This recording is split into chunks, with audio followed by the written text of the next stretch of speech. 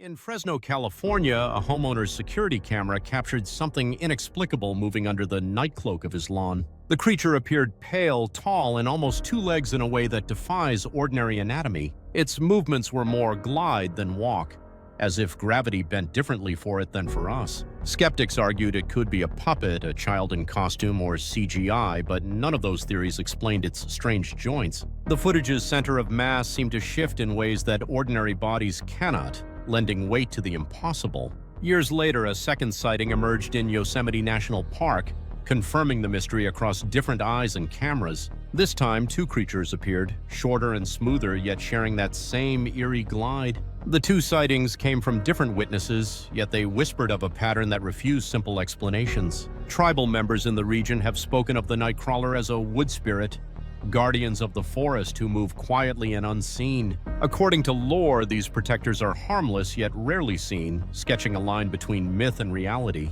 No one has claimed responsibility for the Fresno footage, and no hoaxer has stepped forward in over a decade. There is no model or costume that reproduces the movement with such weight and stillness at the same time. Experts who analyze the footage still disagree on how the creature could shift its center of mass the way it does. If this is a prank, no one has claimed credit for over 15 years, a long-lived mystery with no takers. If it isn't a prank, something unknown walks California's forests, passing cameras with a quiet, almost indifferent gaze. The Fresno case remains one of the few cryptids caught on film without a hoaxer claiming responsibility. Another sighting in Yosemite kept the mystery alive, suggesting something travels unseen through the natural world. In tribal stories, the Nightcrawler is a quiet presence, a protector who asks little and reveals less. Researchers continue to debate how a creature can seem to weightlessly glide with a firm center of mass. If there's a moral to this tale, it's that some mysteries resist easy explanation and demand patient observation. We may never know what walked our forest that night, but its presence lingers in the air like an unanswered question. This case invites us to consider the boundary between belief and evidence when a single camera can change everything. As our eyes search for certainty, the Nightcrawler invites us to look closer at the unknown in our own backyards. And so the legend endures, a fleeting glimpse that makes us question what hides beyond the fence at night. If you're wondering what it is, you're not alone. Many have asked, and few have answers. The Fresno footage remains a rare hairline crack in the armor of certainty, a reminder that truth can be stranger than fiction. From a practical security camera to a legend whispered by tribes, the Nightcrawler traverses space between seen and unseen. Whether hoax or reality, the story asks us to watch the woods with humility, not certainty.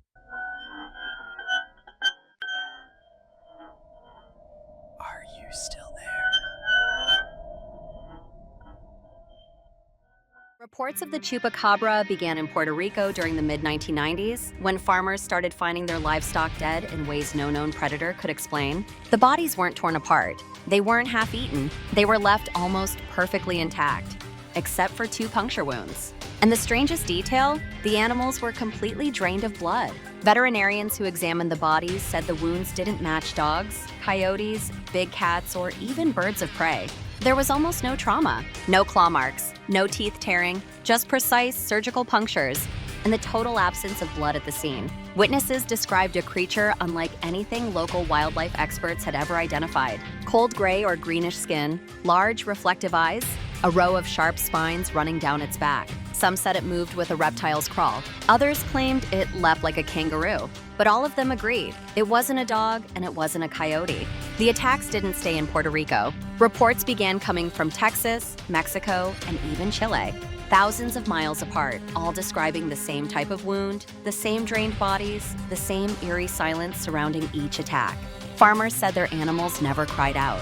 No barking, no struggle. Whatever the Chupacabra was, it killed quickly and left just as fast. Skeptics point to mangy coyotes as the explanation, but that theory falls apart as soon as you examine the evidence. Coyotes tear their prey apart. They don't make clean punctures. They don't extract blood with precision. And they certainly don't leave the ground around the body spotless. Yet time after time, investigators reported the same thing. No blood trail, no footprints, and no sign the animal even put up a fight. Whether the Chupacabra is a misidentified predator, an unknown species, or something else entirely, one thing is certain. Whatever's behind these attacks isn't behaving like any natural animal we've ever studied. And it hasn't stopped.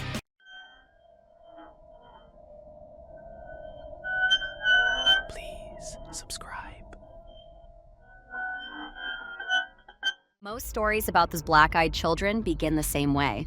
A knock on the door late at night, long after anyone respectable should be visiting. The people who open the door always describe the same thing: a boy or a girl, usually between the ages of 6 and 16, standing completely still. Their clothing looks wrong, old-fashioned, out of place, or strangely clean for the hour. And their voices don't sound like children at all. They speak calmly, too calmly, always using full formal sentences. No slang, no hesitation. And they always ask for the same thing: let us in. We need to come inside.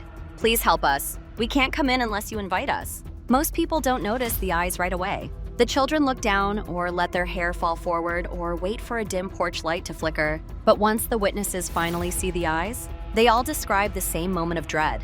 Completely black, not dark brown, not shadowed, black. From edge to edge, like two polished stones reflecting nothing. People who encounter them describe an overwhelming sense of fear. Not panic, but something deeper, instinctive, like their body knows something terrible will happen if the children step inside. Some witnesses report seeing their pets react first. Dogs that normally defend the home suddenly back away and hide. Cats hiss at the door, birds go silent, and the children never force their way in. They don't threaten, they don't move closer. They simply wait, repeating the same request, in the same calm voice.